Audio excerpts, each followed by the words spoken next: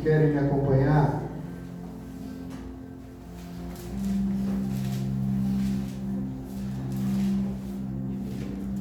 Hebreus, capítulo 12, versículo de número 2.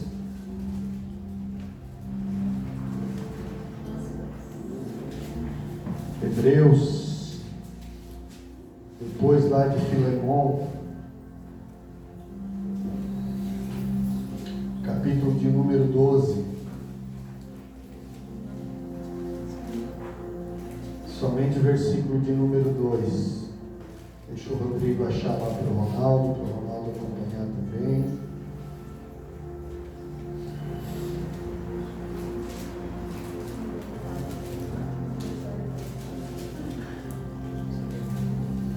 Oh, aleluia. Glórias a ti, Senhor Jesus. Amém, igreja? E a palavra do Senhor nos diz assim: olhando para Jesus, autor e consumador da fé, a qual pelo gozo que lhe estava proposto suportou a cruz, desprezando a ignomia e assentando-se à destra do trono de Deus. Aleluia. Algumas versões diz desprezando a afronta, porque é isso que a palavra ignomia quer dizer: insulto, afronta. Amém?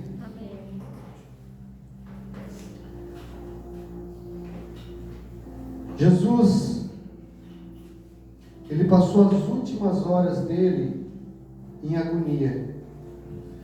Desde que ele estava no cenáculo daquela casa reunido com seus discípulos, ele já estava sofrendo, porque ele já sabia o que ele ia enfrentar alguns momentos depois, mais tarde. Então ele estava reunido com seus discípulos no cenáculo, ou seja, na parte superior de uma casa, seja lá qual for a casa que ele estava. Hoje supõe que é em determinado lugar e até existe um templo nesse lugar. Então o cenáculo naquela época era um local onde as pessoas se reuniam para fazer reuniões, para julgamentos, enfim. Era isso que era no cenáculo. Foi onde Jesus Cristo instituiu a ceia. Foi onde ele partiu o pão, o vinho, com os seus discípulos, dizendo para eles que aquilo representaria o seu corpo e o seu sangue.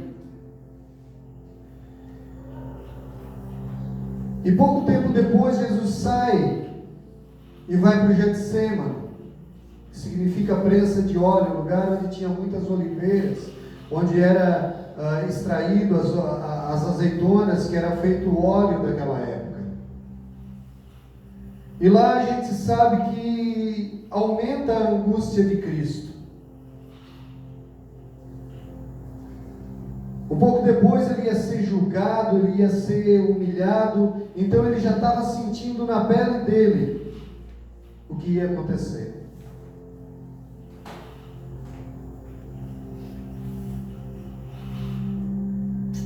E nesse momento, o livro de Lucas, capítulo 22, 44, queridos, hoje é culto de ensino, eu trouxe uma palavra bem de ensino, então a gente vai usar bastante a Bíblia. Lucas 22, 44 diz assim: e posto em agonia, orava mais intensamente, e o seu suor tornou-se em como grandes gotas de sangue que caíram sobre o chão. Todos nós sabemos que a Bíblia relata o momento em que Jesus Cristo suou sangue. E o que eu quero trazer para a igreja hoje é realmente o que Jesus Cristo sentiu na pele. Esse fenômeno de suar gotas de sangue, ele existe sim, não foi exclusivo de Jesus. Ele é cientificamente comprovado e ele é chamado de hematitrose, que é quando a pessoa se submete a um nível de estresse tão alto que as veias, os folículos capilares, aquelas veias fininhas, elas se rompem de tanto estresse que a pessoa está sentindo, e o sangue se mistura com o suor, e a pessoa acaba suando sangue. E por aqui a gente tem uma noção de como Jesus Cristo naquele momento estava aflito, de como ele saberia o sofrimento que ele enfrentaria, porque o Pai já havia o mostrado. Mas mesmo assim, ele aceitou suportar tudo que ele suportou por nós. Em determinado momento ele até falou: Pai, se for possível, afasta de mim esse cálice, mas que não seja feita a minha vontade, e sim a tua. Aleluia. Ele saberia o que vinha pela frente, ele sabia o que ele ia sofrer, mas ele assim mesmo, ele se entregou naquela cruz por amor a nós, porque ele sabia que o Pai já havia estipulado um plano de salvação para nós. E naquele momento ele falou: Pai, eu sei o que eu vou passar, se possível me livra, mas que seja feita a tua vontade, não a minha. Aleluia. Naquele momento de angústia, foi quando os soldados chegaram, quando os soldados vieram, quando ele é entregue por Judas, que o traiu, dando um beijo na sua face. Quando Pedro impetuosamente, mais uma vez, saca de sua espada e corta a orelha de um soldado romano, mas Jesus, com a sua bondade, sua misericórdia, vai lá e coloca a orelha de Malco no lugar. Apacenta aquele povo, porque era isso que ele fazia, mesmo em sofrimento. Ele não pensava em si mesmo, mas sim naqueles que estavam ao seu redor. E nesse momento ele é abandonado por aqueles que andavam com ele. Ele é abandonado com aqueles que caminhavam com ele, que diziam assim: Senhor, eu não vou te abandonar. Aleluia. Mas o medo da morte foi mais forte, e eles fugiram. E aqui Jesus Cristo sofre o sofrimento de saber que ia ser crucificado, um alto nível de estresse, e também sente na própria pele o abandono daqueles a qual ele tanto se doou. Aleluia. Então Jesus Cristo é preso e levado para julgamento. E aqui começam a aparecer vários motivos que vão nos mostrar o quanto foi injusto a crucificação de Cristo. Quantos aspectos ilegais houveram no julgamento de Jesus Cristo. Naquela época o julgamento ele só poderia ser realizado em lugares do Sinédrio, que era um lugar onde os anciãos, sacerdotes se reuniam para fazer um julgamento do acusado. E não no palácio de um sumo sacerdote, como foi feito o julgamento de Jesus. Porque Jesus Cristo foi levado para Anás, e depois para Caifás, depois para Pilatos, depois para Herodes, devolvido para Pilatos. Então por aí já começa alguns aspectos ilegais do julgamento de Jesus. Naquela época nenhum julgamento poderia ser feito no sábado. Nenhum julgamento poderia ser feito no sábado, e ainda mais à noite, porque ele não daria ao condenado a chance de um recurso, a chance de uma defesa. E isso fizeram com Jesus. Jesus Cristo foi julgado no sábado, e ele teve a sentença de culpado, e ele não pôde recorrer dessa sentença. Vocês estão entendendo, gente?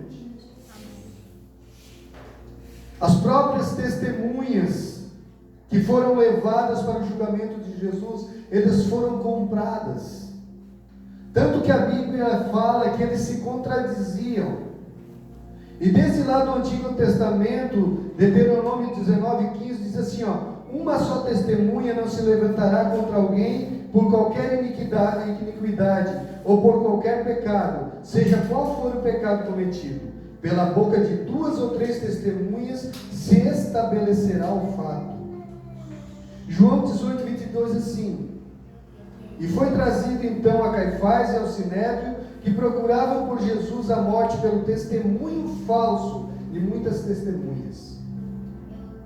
Naquela época, só poderia se condenar alguém se houvesse mais de 3 pessoas que concordassem com o mesmo fato, que fizessem a mesma denúncia.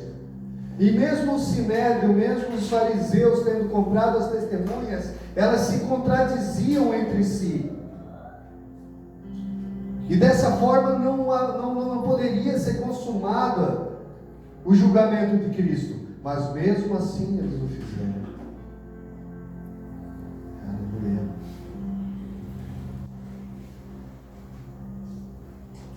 E aí Jesus Cristo foi sentenciado à morte. E aí ele começa a sofrer espancamento dos soldados.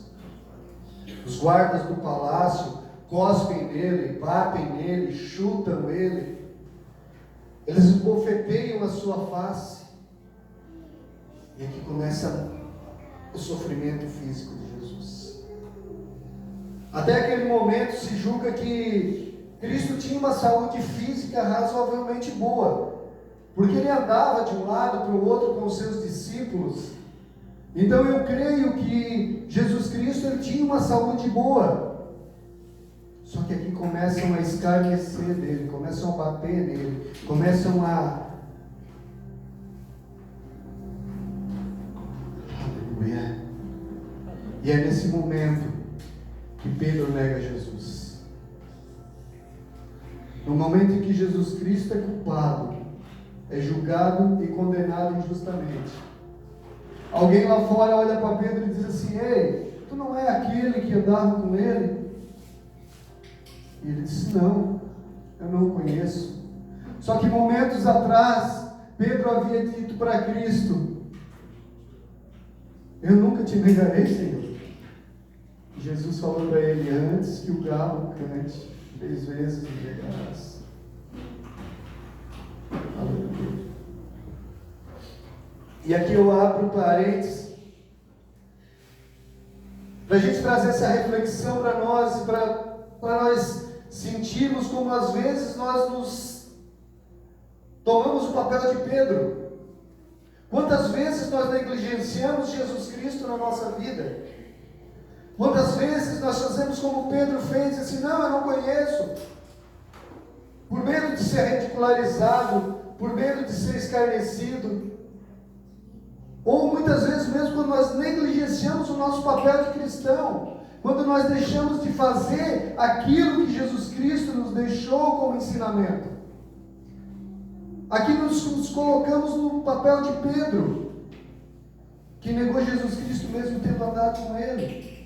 E muitas vezes nós negamos a Cristo mesmo vendo as maravilhas que Ele faz nas nossas vidas.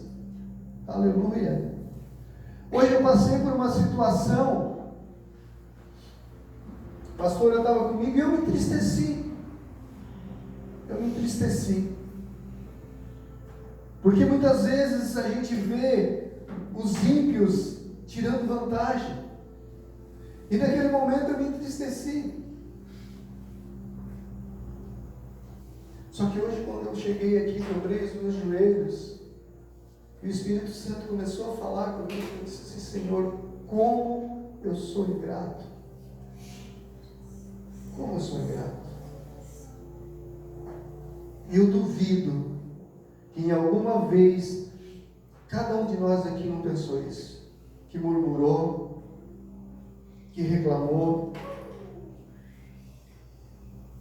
mesmo Cristo tendo sido tão bom para nós. Aleluia.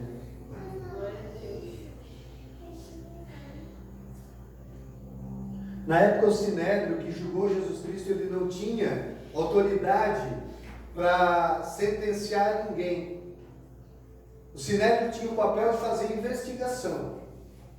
Eles se reuniam, apuravam os fatos, investigavam, mas eles não tinham o poder para sentenciar ninguém. E E mesmo assim eles condenaram Jesus Cristo. As acusações de Jesus, elas mudaram. Primeiro, ele foi condenado porque diziam que ele não reconhecia a soberania de Pilatos e negava que devia se dar tributos a eles. Depois a acusação já passou a ser que ele se denominava o rei dos judeus. Ou seja, eles estavam achando alguma maneira de condenar a Cristo. Não importa qual fosse, mas eles queriam condenar Jesus Cristo à morte. Quando ele foi trazido a Pilatos, a acusação era uma. Lá no Sinédrio era outra. E Jesus Cristo não foi permitido a ele apelar para uma defesa. Não, simplesmente ele foi julgado à morte de cruz e ponto.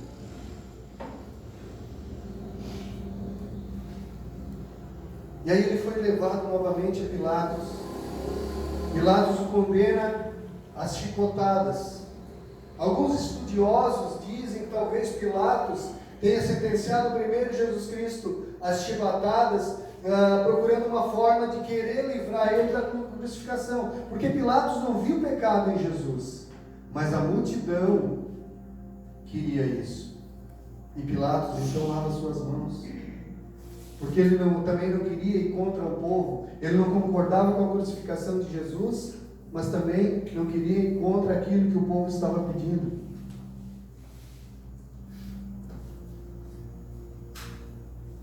E numa última tentativa, Pilatos coloca Jesus Cristo e Barrabás, um dos piores criminosos daquela época. E como era de costume naquela época, um preso sempre era solto. E Jesus Cristo chega e Pilatos pergunta: quem queres que eu solte? Barrabás, o criminoso, ou Jesus Cristo? E mesmo assim o povo escolheu Barrabás. E olharam para Cristo e disseram: crucifica. Crucifica. Eu vejo que aqui existe um paradoxo que muitas vezes hoje ainda acontece. Barrabás aqui representa o que o mundo traz para os cristãos.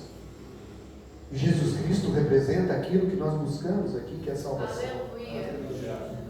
E quando muitos são postos diante dessa escolha, muitos escolhem Barrabás.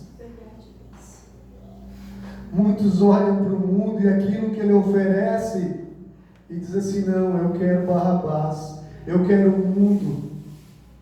Crucifica-se Jesus, tira ele de perto de mim, porque o caminho para seguir ele é árduo, não é um caminho de flores. Aleluia. O número de chicotadas que era dado no prisioneiro naquela época não podia passar de 39 chicotadas. Em Deuteronômio, ela foi instituída pela lei em 40 chicotadas. Depois ela foi diminuída, porque dificilmente as pessoas aguentavam esse número de chicotadas. Muitas vezes elas morriam antes mesmo disso. E eles arrancaram as vestes de Jesus, começaram a chicotear Jesus. E o chicote que eles usavam na época era chamado flagelo. Era constituído de tiras de couro e pedaços de ossos e metais na ponta. E quando aquele chicote batia nas costas de um prisioneiro, ele arrancava pedaços.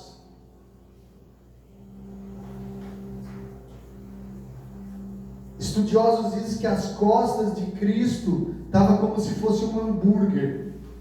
A carne toda dilacerada, as costelas à mostra. Uma perca de sangue severa. E sabe por quem ele suportou tudo isso? Por nós, amados. Por nós.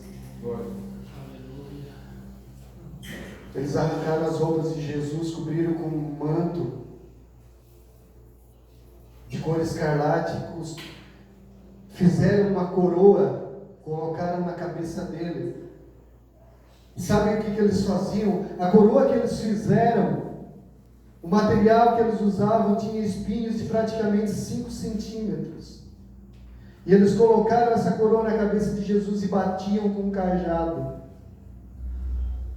E aqueles espinhos cravavam o couro cabeludo de Cristo, que é um dos lugares mais irrigados do nosso corpo, e causava um sangramento terrível. E constantemente eles faziam isso. Eles batiam com o cajado na cabeça dele. E ainda zombavam dele. Tu não és o rei? Aleluia.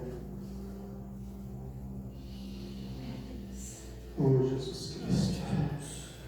Isaías 50, versículo 6 diz assim, ofereci as minhas costas aos que me feriram, e as minhas faces ao que me arrancavam a barba. Não escondi o meu rosto dos que me afrontavam e me cuspiam. E Isaías 52, 14 diz assim, como pasmaram muitos à vista dele, pois o seu aspecto estava tão desfigurado que não era de um homem, e a sua figura não era dos filhos do homem. Eles bateram tanto em Jesus, que ele estava desfigurado. A Bíblia fala que ele não parecia nem humano, de tanto que ele apanhou, de tanto que bateram nele. Aleluia. Depois de ser espancado, Jesus Cristo ele foi obrigado a andar praticamente mais 1 quilômetro até onde ele iria ser crucificado, que era um lugar fora dos muros de Jerusalém, no Monte Calvário, e ele foi forçado a andar por um caminho de pedra, carregando a sua própria cruz, o platíbulo que era chamado, a haste a qual ele iria ser crucificado, que pesava praticamente em média uns 50 quilos.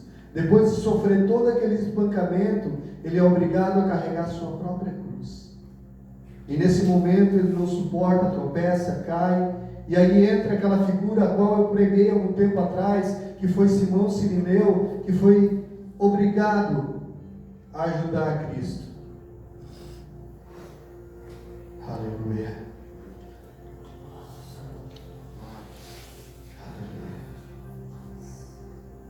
O Salmo 22, 16 e 17 diz assim, pois cães me rodearam, e um ajuntamento de malfeitores me cerca. Transpassaram-me as mãos e os pés.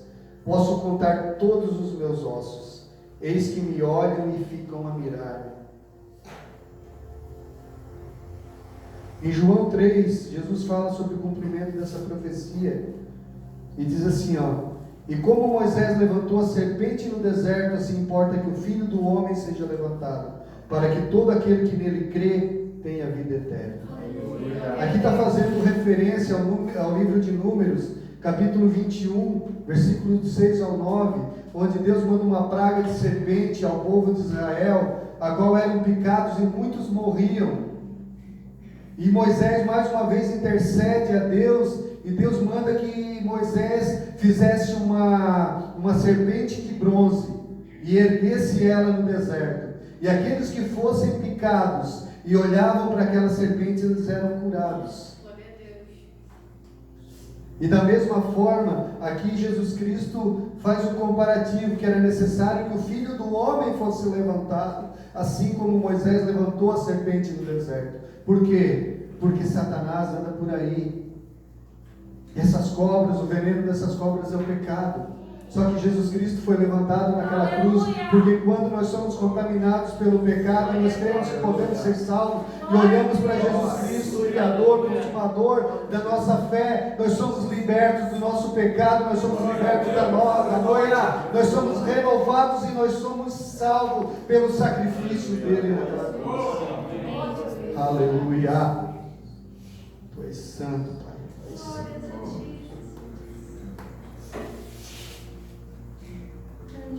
Aleluia, Jesus. A prática da crucificação, ela foi criada pelos gregos. E depois os romanos conseguiram piorar um pouquinho mais, para ser mais cruel. Deixa eu correr um pouco aqui, senão não vai dar tempo de eu trazer a mensagem. E quando eles vão, eles chegam a um lugar chamado Calvário, ou Monte Caveira, ou Gólgota, como existem algumas traduções. Então eles vão para o ato de crucificação de Cristo. E os pregos que eram usados para pregar o condenado na cruz, eles tinham praticamente 18 centímetros de comprimento e 1 centímetro de diâmetro. E eles eram colocados entre os ossos da mão, o pulso, onde pegava o nervo mediano do braço e irradiava uma dor insuportável pelo braço todo. E aí o condenado era crucificado, era pregado, e existia um poste já colocado de mais ou menos 2,5 metros de altura, com um assento que era chamado cédulo, onde era colocado os pés do condenado, e também era pregado. Só que para pregar os pés do condenado na cruz, os joelhos tinham que ser torcidos para o lado, o que causava um desconforto horrível. E o prisioneiro ficava esticado ali. Então, se ele fosse soltando o peso do corpo, os ombros eram deslocados, os cotovelos, as juntas, os nervos. Aleluia. Dificultava tanto a respiração, que para o condenado respirar, ele tinha que apoiar os pés, levantar, respirar e soltar. Porque senão ele não conseguia respirar. O pulmão começava a entrar em colapso. Então vocês imaginem o sofrimento de Jesus Cristo naquele lugar. Jesus Cristo naquela cruz, por algum momento ele se sente abandonado por Deus. Mateus 27:46 diz assim, que cerca da hora nona bradou Jesus em alta voz dizendo, Eli, Eli, lama sabachthani. Ou seja, Deus meu, por que me desamparaste?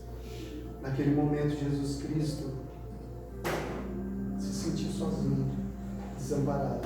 E é o único momento na Bíblia que Jesus Cristo não se refere a Deus como Pai. Aleluia.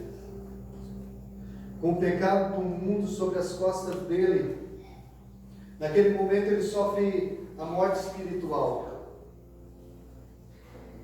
Separação do seu próprio Pai. Isaías 59:2 diz assim, diz que o pecado causa separação de Deus e que ele esconde a sua face de vós de modo que não o ouça. Aleluia. Aleluia.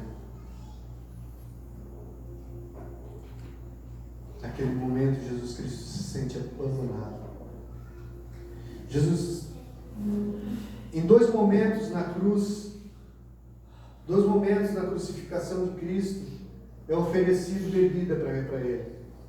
João 19, 29 e 30 diz assim, estava ali um vaso cheio de vinagre, e puseram, pois, numa cana de isopo, uma esponja, ensopada de vinagre, e lhe achegaram a boca. Então Jesus, depois de ter tomado o vinagre, disse, está consumado. E inclinando a cabeça, entregou o seu espírito. Aleluia. E quando ele diz está consumado, ele diz assim, está feito. Aleluia. Ei, acabou. Aleluia. Eu já preguei sobre isso aqui. Quando ele diz está consumado, essa frase era usada em forma de carimbo.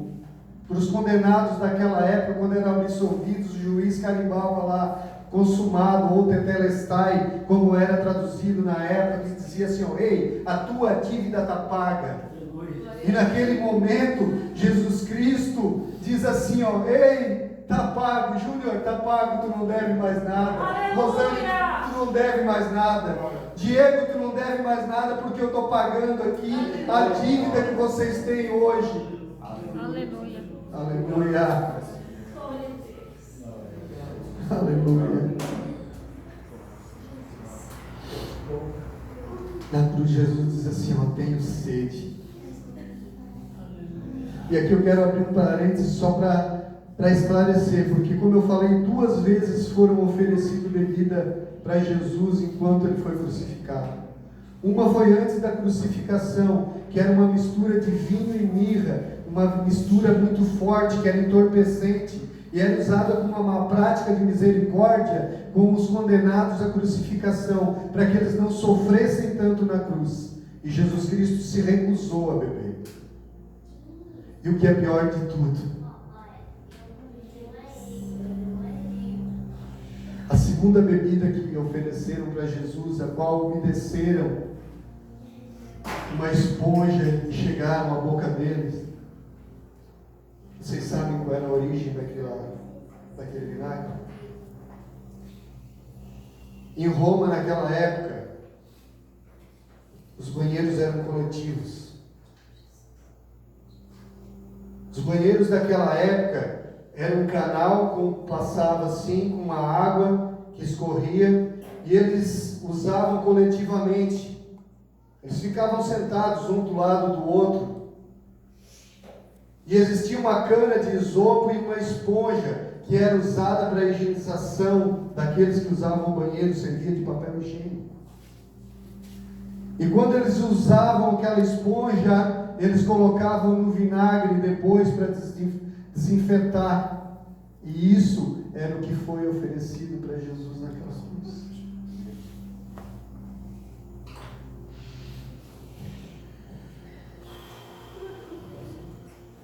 Vocês já pararam para pensar nisso? Quanta humilhação Ele passou por nós.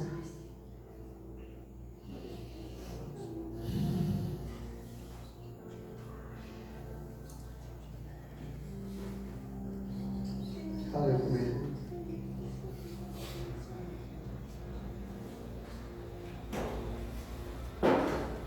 João 10, 17 e 18 diz assim, por isso o Pai me ama, porque dou a minha vida para retomar. Ninguém me tira de mim, mas eu de mim mesmo a dou. Tenho autoridade para dar e tenho autoridade para retomá-la. Este mandamento recebi de meu Pai. Aleluia. Aqui ele está dizendo assim, ei, vocês não me mataram não. Eu entreguei a minha vida porque eu amo vocês. Eu entreguei a minha vida porque eu quero salvar cada um de vocês. Eu entreguei a minha vida para aquele que dissesse assim, ei, eu creio. Tem a oportunidade da salvação. Aleluia. Aleluia. Lucas 23, 46 diz assim, Jesus clamando em grande voz disse, Pai, nas tuas mãos eu entrego o meu espírito. E dizendo isso, expirou. Aleluia. A média que um crucificado ficava na cruz variava de 2, 4 até 9 horas de sofrimento. Talvez até mais. Só que Jesus Cristo morreu muito antes disso, que até Pilatos ficou surpreso quando avisaram a ele que Jesus Cristo tinha morrido. Embora ele tivesse passado por espancamento, e embora ele tivesse crucificado, embora vários sinais de maltrato tivessem no corpo de Jesus, tudo indica pela Bíblia que ele não morreu por aspectos físicos, e sim porque ele entregou a sua vida. Porque como ele disse, está consumado. Aquilo que eu tinha para fazer, eu já vim fazer, eu fiz e acabou. Eu salvo vocês, eu perdoo os pecados de vocês. Aleluia. Aleluia. E na época existiam duas formas de acelerar a morte do crucificado.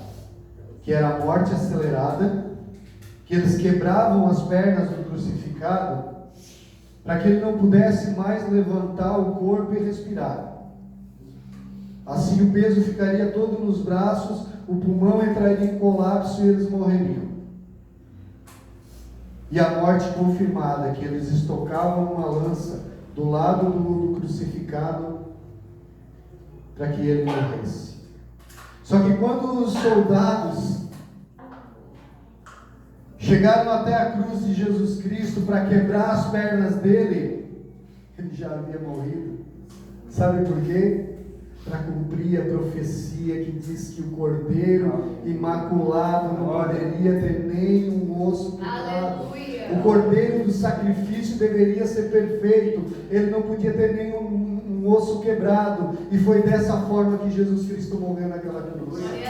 Antes dos soldados chegarem a ele para quebrar as pernas dele, para acelerar a morte dele, ele já havia se entregado. Ele já havia se entregado como cordeiro perfeito, imaculado. Aleluia. Pai santo, Pai, Pai santo. João 19:34 diz assim: contudo, um dos soldados lhe furou o lado com uma lança, e logo saiu sangue e água. Quando o soldado perfura Jesus, ele já estava morto. Ninguém matou Jesus, ele se deu por nós. Aleluia. Aleluia. Apocalipse 5:6, para nós terminar, diz assim: nisto vi entre o trono e os 4 seres viventes, no meio dos anciãos, um cordeiro em pé e havido sendo morto, e tinha 7 chifres e 7 olhos, que são os 7 Espíritos de Deus enviados por toda a terra. Apocalipse 5:6 sugere que ele aparece no céu com as marcas da crucificação. Tanto que ele, quando ele aparece para os discípulos, para os apóstolos, ele mesmo fala para Tomé: Tomé, olha aqui as minhas mãos. Se tu não crê, toca. Aleluia. Glórias a ti, Pai. E nessa noite a pergunta é: será que nós estamos preparados para encontrar com Ele? Será que nós somos gratos pelo sacrifício dele? Se eu perguntar para você nessa noite, quem é Jesus Cristo para você? Qual o significado que ele tem para você? Jesus Cristo, em Mateus capítulo 13, versículo 6, se não me falha a memória, Jesus Cristo chega aos discípulos e diz assim: quem dizem o homem que é o Filho do Homem? E aí eles dizem, alguns dizem que é o Messias, outros dizem que é Elias. Aí ele pergunta para os discípulos: vós, quem dizes que eu sou? Jesus Cristo naquele momento ele está perguntando assim: não me importa quem os outros dizem que eu sou, não importa o que eles falam de mim lá fora, eu quero saber o que vocês acham de mim. Eu quero saber o que eu significo para vocês. E é isso que Jesus Cristo pergunta para nós essa noite: quem eu sou na vida de vocês? O que significa, o que simboliza o sacrifício que eu fiz na cruz por cada um de vocês? Aleluia. Muitos podem dizer: Jesus Cristo é santo, Jesus Cristo é o Messias, Jesus Cristo foi um profeta, como muitas seitas dizem. Mas a única verdade é que Jesus Cristo é Deus. Aleluia. E se Ele é Deus, Ele é o Senhor da nossa vida, da nossa vontade, do nosso querer, do nosso caminhar, do nosso deitar, do nosso levantar. Não existe homem sem Deus. Aleluia. Que nessa noite nós possamos entender que o sofrimento que Jesus Cristo passou naquela cruz, Ele passou por nós. Aleluia. Não foi a lança, não foi a coroa de espinho, não foi as chicotadas, não foi a crucificação. Foram os nossos pecados que mataram Jesus Cristo. Foi pelos nossos pecados que Ele morreu naquela cruz. Foi por mim, foi por você. E o que nós estamos fazendo com isso, irmãos? Que lugar que nós estamos dando para Jesus Cristo nas nossas vidas?